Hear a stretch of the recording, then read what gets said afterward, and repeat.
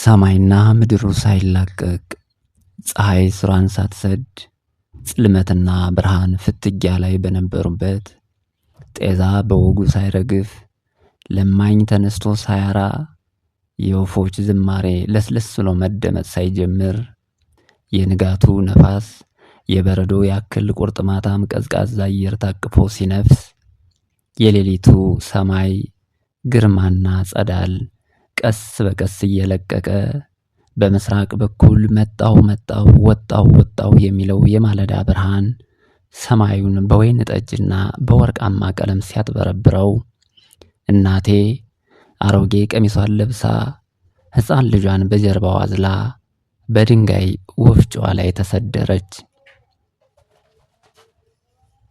የተበጠረውን እህል በግራ እጇ በጥንቃቄ እየጨመረች ጀመረችና ቸራውለኝ የሚል ጸሎቷን አስቀድማ የመጅ ወፍጮዋን ታስገሳው ጀመር።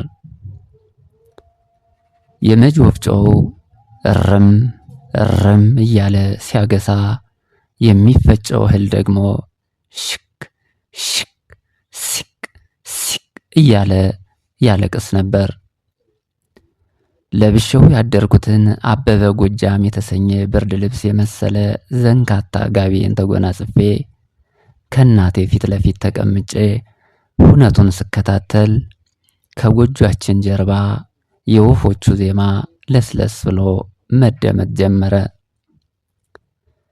ሰማሃቸው አካሌ ወፎችን ምን ሚሉ ይመስልሃል? አለችኝ እናቴ። እርቧቸው ነው መሰለኝ እናቴ። አዎ እርቧቸው ነው የሚንጫጩ።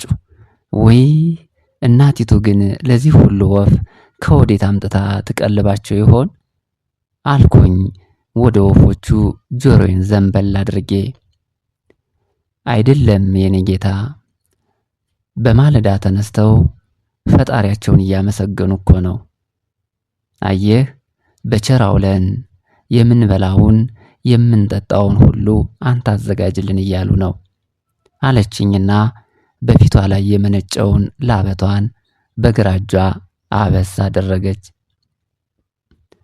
በመሃል አባቴ ከብቶቹን አገናኝቶ የቆንጆን ስራ የሚያክል ግሬራ ሙሉ ወተቱን ተሸክሞ መጣ። እርሱም ልክ እንደ እናቴ ግንባሩ ላይ ላበት ይታይበት ነበር። ፊቱ ላይ የሚታየው የእርካታ ፈገግታ ደግሞ የመንደሩን በረከት ሙሉ በሙሉ የሚያንጸባርቅ ሆነ። ደህና አደራችሁ? ምን አለ ጥቂት ሞቅ ቢልልሽ የኔ ጌጥ፣ በዚህ ማለዳ ከድንጋይ ጋር ምትታገይ። አይ አለ አባቴ። እግዚአብሔር ይመስገን፣ እንዴት አደርክ ጋሻዬ? ደህና መጣ የኔ አባት አለች እናቴ የመጅ ወፍጮዋን ድንጋይ ተደግፋ እንደ ተንበረከከች በነጠላዋ ጫፍ ፊቷ ላይ የተቋጠረውን ነጭ ላብ አበስ እያደረገች።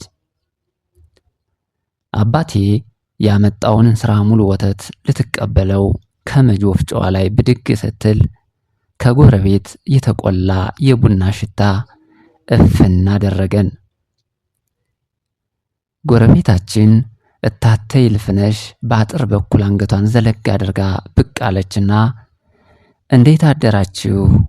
ኑ ቡና ጠጡ አለችን። አባቴ ያመጣውን ወተት አስቀምጦ እጁን ታጠበና ተያይዘን ወደ ጎረቤታችን ቤት ቡና ልንጠጣ ገባን።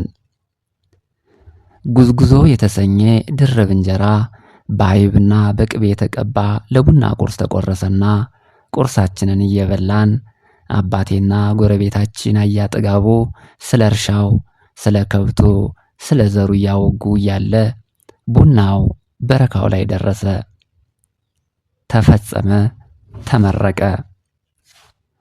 የመንደሩን ሳርና ዛፎች በወርቃማ የማለዳ ፀሐይ ሲያምርባቸው አባቴ ሞፈሩንና ቀንበሩን ተሸክሞ ወደ እርሻው አመራ።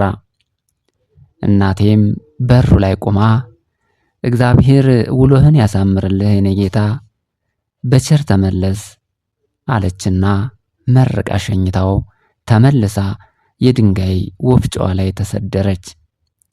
ይህ ልብ ወለድ አይደለም፣ ብኩን ትዝታ የወለደው ሐቅ እንጂ።